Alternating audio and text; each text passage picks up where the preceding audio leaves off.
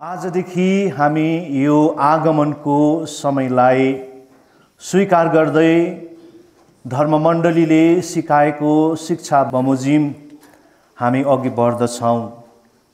आज हामी आगमनको यो पहिलो शब्दमा प्रवेश गर्दाखेरि यो आगमनको छोटो इतिहास, यसले बोकेको सानो परम्परा अनि यो आगमन समयले तपाईं र मलाई दिएको जीवनको सन्देशमा मनन चिन्तन गर्दै अब हामी आगमनको समयमा अघि बढ्दछौँ।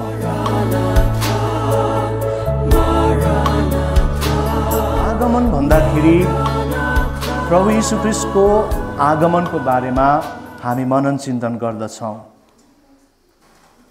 अनि प्रभु यीशु ख्रीष्टले संसारमा 3 प्रकारको आगमनको बारेमा भन्नुभएको विषयमा बाइबल तपाईं र मेरो निम्ति साक्षी छ। त्यसै कारणले यी 3 महान आगमनमा हामी यो आगमनको समयमा समय बिताउने गर्दछौँ। प्रभु यीशु ख्रीष्टको 3 प्रकारको आगमनमा हामीले मनन चिन्तन गरी पठाउँदाखेरि हामी पहिलो आगमनलाई 2000 वर्ष अगाडि प्रभु यीशु ख्रीष्ट कसरी संसारमा मानिस भएर आउनुभयो, मानिसहरूलाई पापको दासत्वबाट छुटकारा दिनका लागि, एउटा मुक्तिको इतिहास रच्नका लागि उहाँ कसरी संसारमा आगमन हुनुभयो भन्ने विषयमा मनन गर्दछौँ। 2000 वर्ष अगाडि यीशु आउनुभन्दा अगाडि कसरी प्रवक्ताहरूले प्रभुको पहिलो आगमनको लागि तयार गरे, कसरी भविष्यवाणीहरू गरेर मानिसहरूलाई तयार गराए, त्यो विषयमा हामी मनन चिन्तन गर्छौँ भने यो प्रभु यीशु ख्रीष्टको पहिलो आगमनमा आधारित हामी उहाँको जन्म उत्सव पनि मनाउने गर्दछौँ। र त्यसै कारणले यो चाहिँ विगतको कुरा हो। हाम्रो जीवन चाहिँ विगत, वर्तमान अनि भविष्यमा आधारित हाम्रो जीवन हुनुपर्छ। अङ्ग्रेजीमा एउटा भनाइ छ, हामी सबैजनाले सुनेका छौँ, yesterday is a history, tomorrow is a mystery, today is a gift. है, हिजो चाहिँ विगतको कुरा हो, बितिसकेको कुरालाई किन कोट्याउनु भन्ने कुरोमा अहिले हामी लागि पर्छौँ। अनि भविष्य पनि हामीलाई निश्चित छैन, के हुन जान्छ हामीलाई थाहा छैन। त्यसै कारणले अहिले दिएको समयमा चाहिँ हामी मोज मजा गरौँ। यो संसार इन्जोयमेन्टको लागि हामीलाई दिएको हो भनेर हामी यो कुरोमा लागि पर्छौँ। तर हामी ख्रीष्टमा विश्वास गर्ने जनहरूको लागि विगत पनि महत्त्वपूर्ण छ, भविष्य पनि महत्त्वपूर्ण छ भने यो वर्तमान पनि तपाईँ र मेरो निम्ति त्यत्तिकै महत्त्वपूर्ण छ।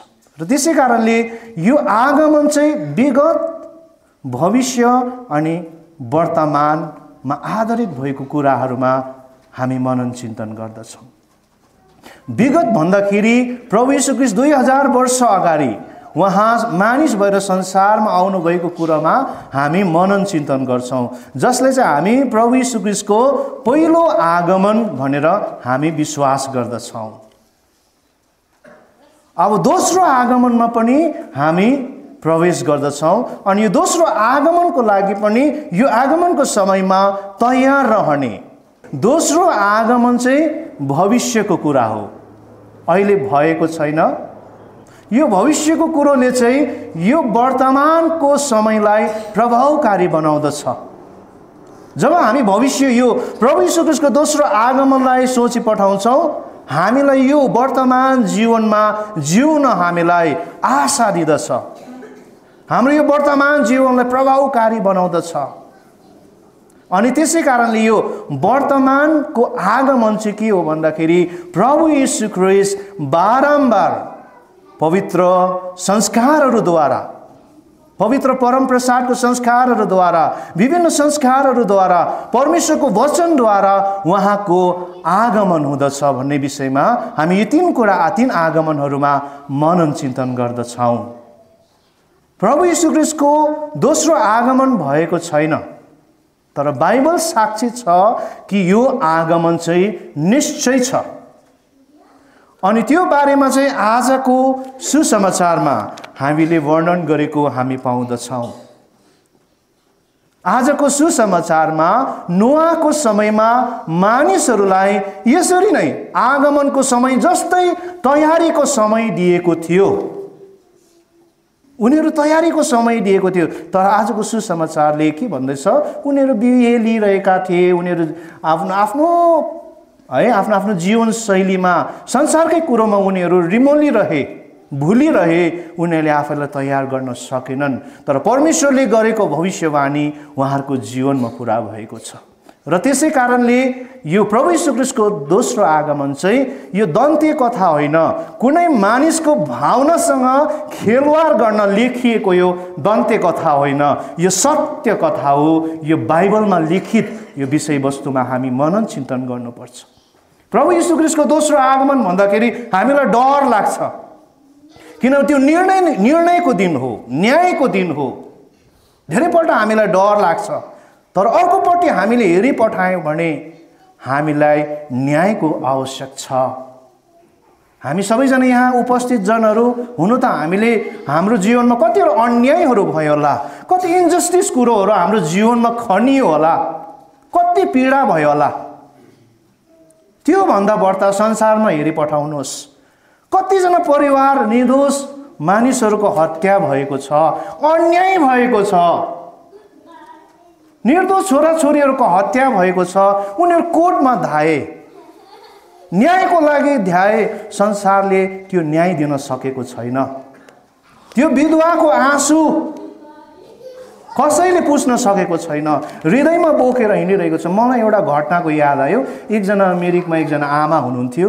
उहाँ कतिपल्ट कोर्ट कचहरीमा धाए जस्टिसको लागि, न्यायको लागि, तर अहिलेसम्म पनि उहाँले, संसारले अथवा सरकारले न्याय दिन सकेको छैन। अनि उहाँले यही भनिरहनुहुन्छ, प्रभु यीशु ख्रीष्टको आगमन चाहिँ मेरो लागि त्यसै कारणले जरुरत छ। एक दिन म न्याय पाउनेछु। प्रभु यीशु ख्रीष्टको दोस्रो आगमनमा यो सबै न्याय हुनेछ, निर्णय हुनेछ, अनि सबैजनाले न्याय पाउनेछ भन्ने कुरोमा उहाँ विश्वस्त हुनुहुन्थ्यो। त्यो कुरोको कारणले गर्दाखेरि चाहिँ हामी ख्रीष्ट भक्तजनहरूको लागि चाहिँ प्रभु यीशु ख्रीष्टको दोस्रो आगमन चाहिँ महत्त्वपूर्ण छ। अनि त्यसको लागि तपाईँ र मैले कसरी तयार गर्ने त? यो आगमनको समय तपाईँ र मलाई दिएको छ, अनि पवित्र बाइबल धर्मशास्त्रले तपाईँ र मलाई तयार गराउँदछ।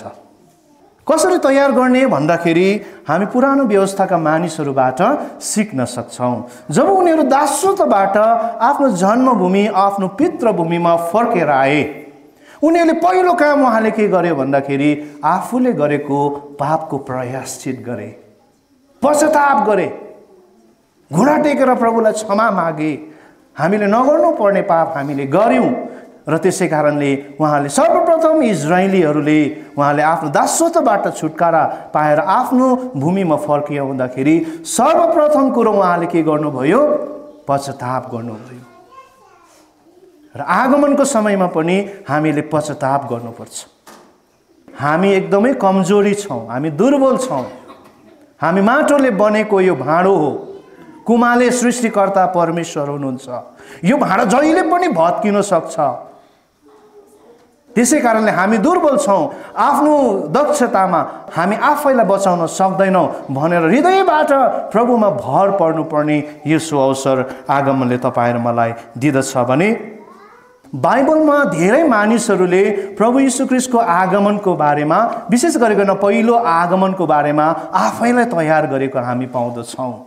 ती जनहरू मध्येमा मलाई मन परेको उहाँको तयारीको समय चाहिँ मलाई सिमियोन, जो सन्त लुकको 2 अध्यायमा हामी पाउँदछौँ, 2:25 अध्यायमा हामी पाउँछौँ, जहाँनिर चाहिँ सिमियोनले चाहिँ प्रभुको आगमनको लागि प्रतीक्षा गरेको छ। त्यहाँनिर तपाईँले पाउनुहुन्छ उहाँले कसरी प्रभु यीशु ख्रीष्टको आगमनको लागि आफ्नो समय बिताए। बुढेसकालमा, वृद्ध अवस्थामा उहाँले प्रभुको आगमनको लागि प्रतीक्षा गरि नै रहे। यति लामो जीवन। अनि उहाँले के भन्नुहुन्थ्यो? म नमरिन्जेलसँग, तर म निश्चित छु मैले मुक्तिदाता परमेश्वरलाई देख्नेछु अनि मात्र म मर्नेछु भन्ने ठुलो विश्वास। यसरी उहाँले आफ्नो आगमनको समयमा तयार गरे अनि प्रभुलाई निश्चित रूपमा आफ्नो समयमा जब परमेश्वरले आफ्नो समयमा पुत्रलाई संसारमा ल्याउनु भयो, सानो बालकको रूपमा उहाँले ग्रहण गरेको छ अनि उहाँले भन्नुभयो मैले गरेको प्रतीक्षा परमेश्वरमा पुरा भयो भनेर उहाँले आफ्नो जीवनलाई समर्पण अन्त गर्नुभएको छ। आगमनको समयमा हामीले त्यो प्रकारले प्रभुलाई ग्रहण गर्नका लागि हामी तयार हुनुपर्दछ। अनि हाम्रो दैनिक जीवनमा पनि हामीले यो आगमनको समयमा आफैलाई तयार गर्न सक्छौँ। सर्वप्रथम एकदमै व्यावहारिक एउटा प्र्याक्टिकल रूपमा हामीले कसरी तयार गर्न सक्छौँ भन्दाखेरि सर्वप्रथम चाहिँ पवित्र मेलमिलापको संस्कारमा भाग लिएर। आज धेरैजना नानीहरूले कन्फेसन गरे अनि कन्फेसन पनि साह्रो लामो अवधिमा होइन, विगत हप्तामै गरेको भन्ने कुरोहरू उहाँले भन्नुहुँदै थियो। एकदमै राम्रो लाग्यो मलाई। That means every now and then उहाँहरू परमेश्वरमा डर छ अनि परमेश्वरमा उहाँ चोखो जीवन जिरहनु भएको अनुभव मैले यहाँबाट पाउन सकेँ। सो पाप स्वीकार चाहिँ सबैभन्दा ठुलो कुरो हो। किन भन्दाखेरि पाप स्वीकार भनेको चाहिँ हाम्रो यो हृदयरूपी मन्दिरलाई, यो शरीरलाई सफा गर्नु हो, पवित्र बनाउनु हो। अब बिस्तारैसँगले अब यो क्रिसमसको समयमा अब डेकोरेसनको समय आउँदैछ। अब यो चर्चेसहरू तपाईँहरूको आफ्नो आफ्नो परिवारमा डेकोरेसन गर्न सजाउने वस्तुहरू तपाईँले ल्याउनुहुन्छ।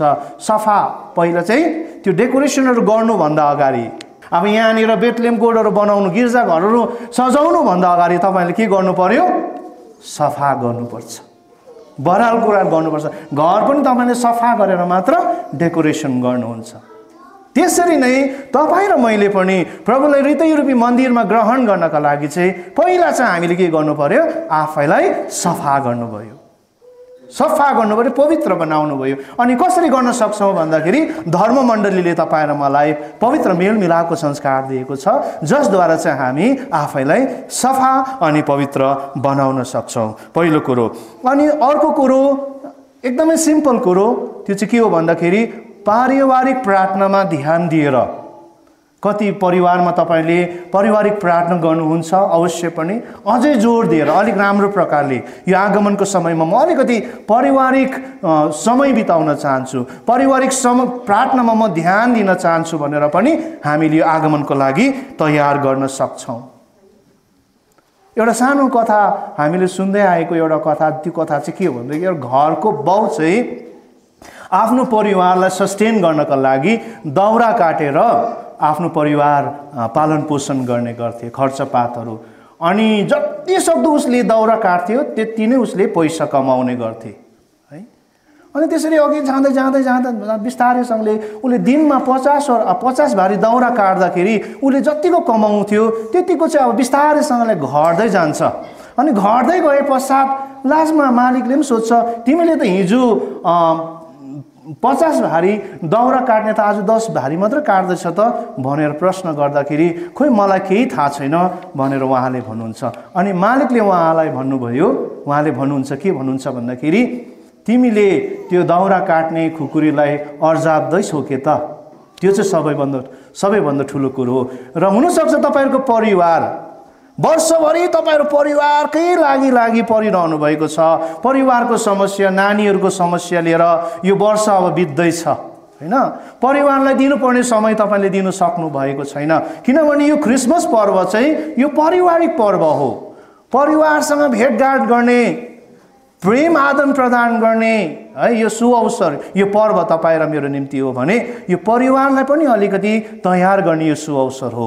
र त्यसै कारणले तपाईँले पारिवारिक प्रार्थना, विशेष गरिकन यो आगमनको समयमा पारिवारिक प्रार्थनामा ध्यान दिएर आफैलाई तयार गर्न सक्नुहुन्छ भने हुनसके तपाईँले दैनिक निस्सा बलिदानमा पनि तपाईँले भाग लिनुहोस्। अनि अर्को दान धर्म पनि तपाईँले यो आगमनको समयमा गर्न सक्नुहुनेछ।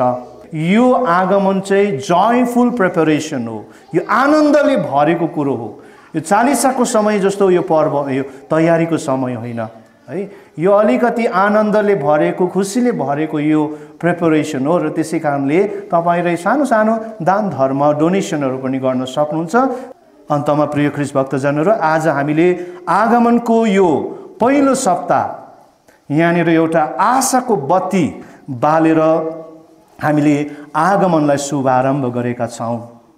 अनि यहाँनिर 4वटा बत्ती मोमबत्ती हामी पाउँदछौँ अनि यो 4वटा मोमबत्तीको आफ्नो आफ्नो नाम छ, जुन कुरो यहाँ गुरुआमाले भन्नुहुँदै थियो। आजको बत्तीलाई चाहिँ हामीले के भन्दछौँ? आजको बत्तीलाई चाहिँ आशाको बत्ती। सबैजनाले भन्नुहोस् त, आशाको बत्ती। एकदमै महत्त्वपूर्ण कुरो हो यो, किनभने हामी जुबिली इयरमा छौँ। जयन्ती वर्षको विषयवस्तु हामी सबैजना आशाका तीर्थयात्रीहरू हौँ। हामी सबैजना आशाका तीर्थयात्रीहरू। कसैको लागि हामी आशा बनिनका लागि परमेश्वरले तपाईँ र मलाई आशाको बत्ती जस्तो बनाउनु भएको छ अनि नियुक्त खडा गर्नुभएको छ। यो आशाको बत्ती भन्दाखेरि मलाई यो चारवटा क्यान्डलको कथा याद आउँछ। एक समय एकजना नानीले यो क्रिसमसको समयमा 4वटा क्यान्डल बालेछ। यो क्यान्डल बालेको समयमा यो क्यान्डल बालेछ अनि त्यो नानीले पनि चाहेछ यो रुममा यो क्यान्डल चाहिँ रातभरि बलिरहोस् भनेर उहाँले चाहेछ। अनि यसरी बालिसकेपछि ऊ बाहिर गयो अनि सुरुमा प्रेम क्यान्डलले भनेछ अरू क्यान्डलहरूलाई, मेरो नाम चाहिँ प्रेम हो, तर मलाई दुःख लाग्छ किन भन्दाखेरि संसारमा अहिले प्रेम सेलाएर गएको छ। एकअर्काले प्रेम गर्न मन पराउँदैन। समाज मण्डली समुदायमा यो प्रेम भन्ने छैन। घृणाले बढेको यो संसारमा सायदै मेरो के औचित्य छ त, म किन बाँच्नु भनेर त्यो क्यान्डल त मरेछ। त्यसरी नै अर्को क्यान्डल शान्ति क्यान्डल पनि आएछ। मेरो नाम शान्ति हो, तर यो संसारमा अहिले शान्ति भन्ने म कतै पनि भेटाउँदिनँ, किन भन्दाखेरि संसार चाहिँ अशान्तिको कुरोले भरेको छ, युद्धको कुरोहरूले भरेको छ। त्यसै कारणले म एउटा शान्ति क्यान्डल भनेर कसरी म चिनारी दिनु, बरु त्यो भन्दा म मरेकै बेस्ट भनेर त्यो क्यान्डल पनि निभेछ। त्यसरी नै अर्को क्यान्डल आनन्द, जय क्यान्डल भन्छ। त्यो आनन्दले भनेछ अरे यो आनन्द भनेको कुरो त भित्रबाट आउने कुरो हो, बाहिर कुरोले दिएको यो आनन्द होइन। आनन्द बाहिरबाट आएको कुरो चाहिँ खुसी हो, तर आनन्द भनेको चाहिँ भित्रबाट आएको। अनि मान्छेले जब भित्र हृदयबाट आनन्द अनुभव गर्छ उसले आफूलाई माया गर्छ र तसर्थ संसारमा मानिसहरूले आफैलाई माया गर्न छोड्यो। धेरैजनाले आत्महत्या गर्दैछ, धेरैजना आफैलाई नाना थरीको कुराहरू प्रयोग गरेर मर्दै गरेको म देखिरहेको छु। र त्यसै कारणले म यो आनन्द मोमबत्ती भएर किन बाँच्नु भनेर त्यो क्यान्डल पनि निभेछ। अनि अन्तमा एउटै क्यान्डल मात्रै बाँचेको थियो अनि त्यो क्यान्डल चाहिँ आशाको बत्ती बलिरहेको बेला त्यो नानीभित्र आएर हेर्दाखेरि 3टा क्यान्डल निभेको भेटाउँछ। अनि त्यो नानीलाई मन दुख्छ, रुन्छ। अनि त्यति बेला आशाको बत्तीले नानीलाई भन्छ, नानी तिमी किन रोएको? तिमीलाई म यो कुरा भन्छु, म चाहिँ आशाको बत्ती हो, म चाहिँ आशाको बत्ती हो र त्यसै कारणले यदि मैले चाह्यो भने यो 3वटा निभेको क्यान्डललाई अहिले पनि बाल्न सक्छु भनेर भन्नुभएछ। अनि त्यो नानीले पनि त्यो आशाको बत्तीलाई टिपेर निभेको प्रेमको क्यान्डल, शान्तिको क्यान्डल है, त्यो प्रकारको 4वटा क्यान्डललाई बालेर फेरि जीवित बनाएछ। यहाँबाट तपाईँ र मैले सिक्नुपर्ने कुरो सन्देश यही छ, हामी सबैजनालाई परमेश्वरले आशाको बत्ती जस्तो बनाएर संसारमा प्रकाश दिनका लागि तपाईँ र मलाई नियुक्त गर्नुभएको छ भने आउनुहोस् हामी अरूको लागि हामी आशाको बत्ती बनिन सकौँ।